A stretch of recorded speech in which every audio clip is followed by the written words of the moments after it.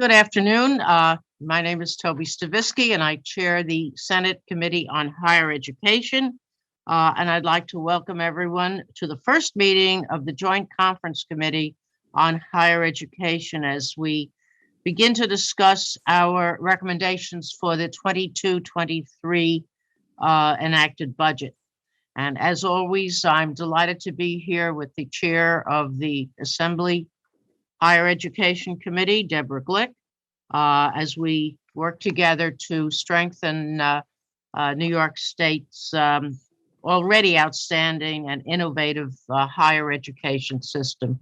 And just very, very briefly, I think this budget reverses years of underfunding and a disinvestment in higher education. 10 years ago, the state provided about 46% of the cost of higher education in our public higher education institutions. And last year, that number was down 14%, down to 32%. And I think this year's budget reverses that trend. And I think we're going to accomplish great things together as we work on a final budget.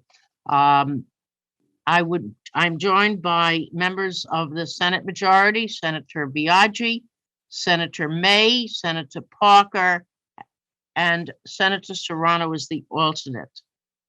And we have Senator Phil Boyle as the ranker.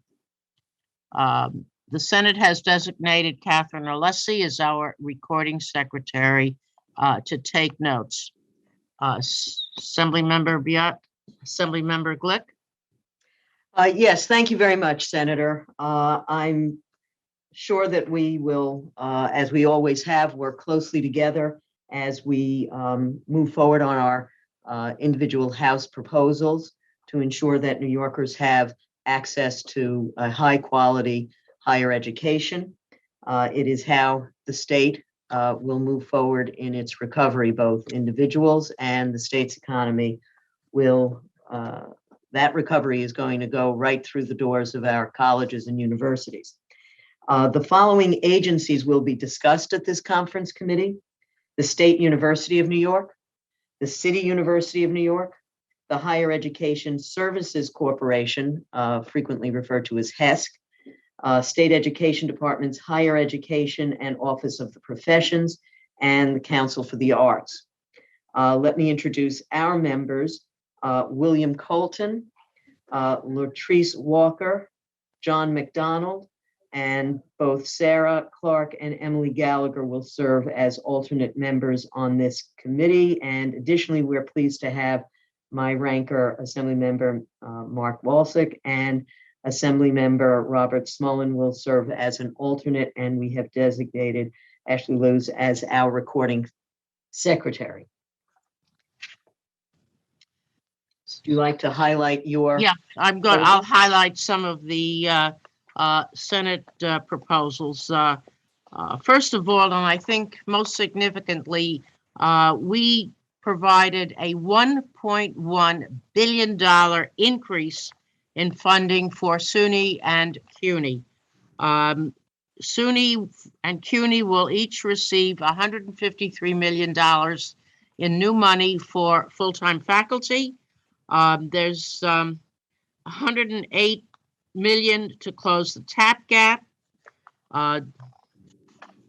We have recommended an additional money to ensure that there is the 100% hold harmless provision for the state's community colleges based upon the 2018-2019 pre-pandemic funding levels.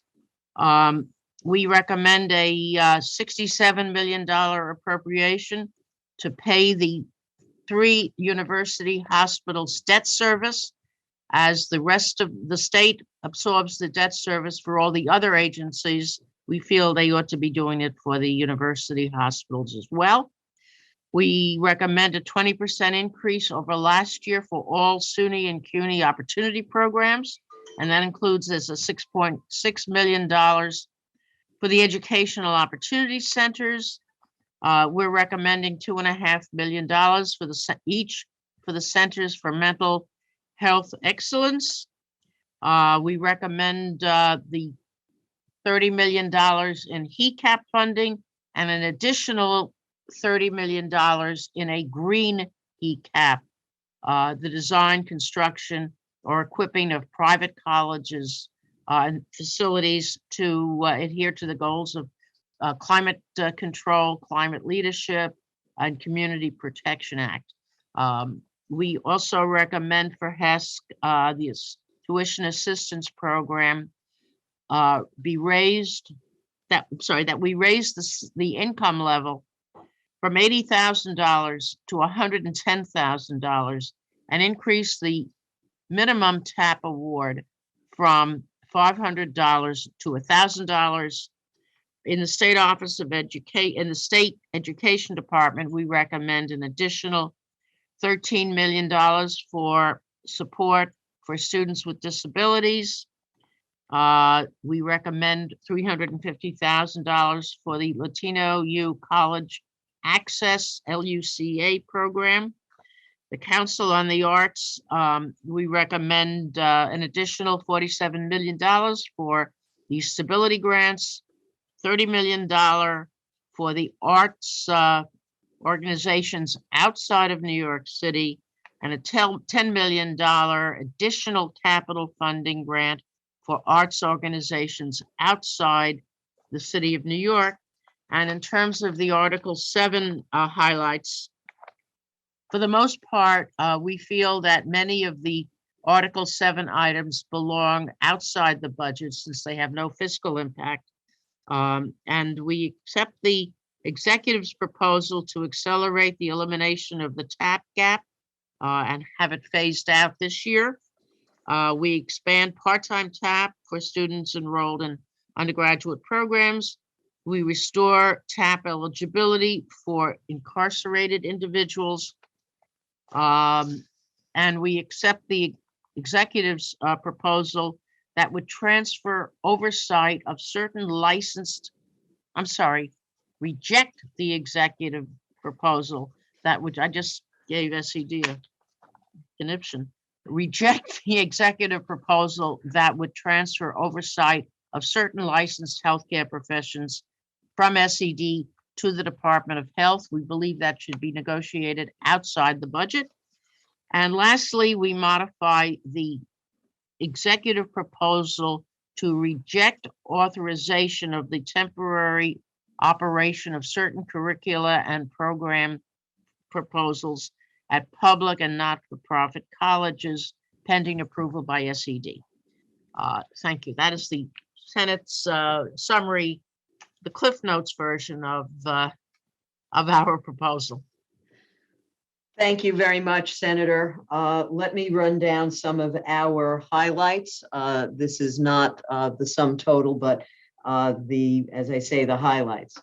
For SUNY and CUNY, we provide $200 million each in operating support for each system, provide $88 million total funding to each system targeted to additional full-time faculty, provide $28.8 million increase in mental health services for each system, provide a hospital subsidy of $75 million and make the state assume the $68 million in debt service. We provide a 10% increase over last year for all opportunity programs. We provide $60 million in community college base aid for each system. We provide an additional $1.2 billion in expansion capital for each system and provide $30 million for SUNY's educational opportunity centers known as EOCs. Under HESC, the Higher Education Services Corporation, we provide $109 million to both raise TAP from $5,665 to $7,070 over 2 years and increase the minimum TAP award from $500 to $1,000. In other programs, we provide $2 million for additional support for students with disabilities and provide 30 million for an additional round of the HECAP, Higher Education Capital Matching Grant Program. On Article 7, we also accept the executive's proposal to accelerate the elimination of the TAP gap, expand part-time TAP for students in undergraduate degree programs, restore TAP eligibility for the incarcerated. We make the Nurse Practitioners Modernization Act permanent.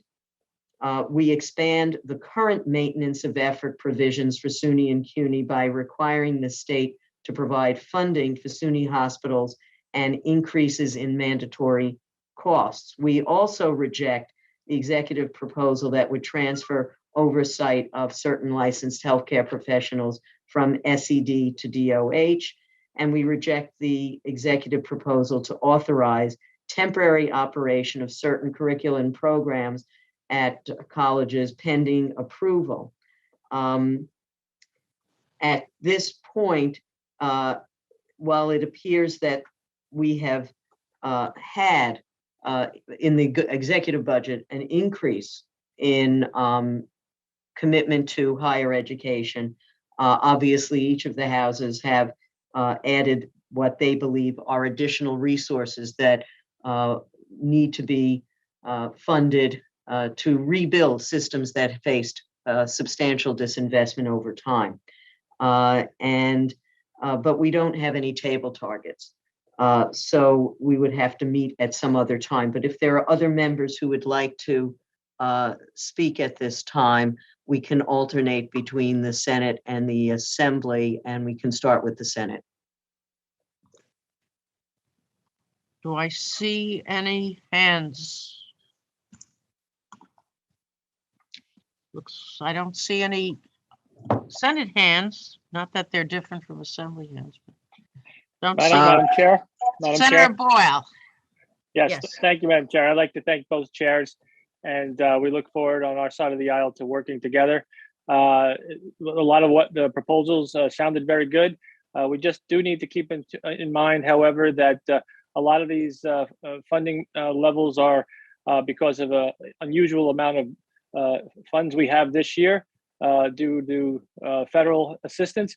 And so we do not want to get in a situation where we're in a deficit in the years to come. So, but we look forward to working with you and make sure that we have a very responsible, well-funded higher education system in New York State. Thank you, Senator Boyle. I will call on my ranker, Mr. Walsick, first. Thank you, Madam Chair. Appreciate the opportunity. The investment that both the Senate and the Assembly has put forward in higher education here is certain to help New Yorkers that are seeking one. It's significant. To Senator Boyle's point, we did not chintz, and I have some concerns about the long-term viability of a continued investment here. But I do think that it's worth noting that the investment is significant and is definitely going to help some New York students. So thank you for that. I'm not going to talk about all of the areas that we agree with the investment in higher education here. Instead, I'm going to just highlight some of the things that we think could have gone a little bit better from our conference's perspective. So New York State has 109 independent universities. They are the major economic drivers in a lot of our communities, especially in rural northern New York and upstate New York. More needs to be done for these colleges, and with $226 or $228 billion that the majority's one house budgets have put forward, we believe that a significant investment should have been made in Bundy aid and would have really helped those independent universities.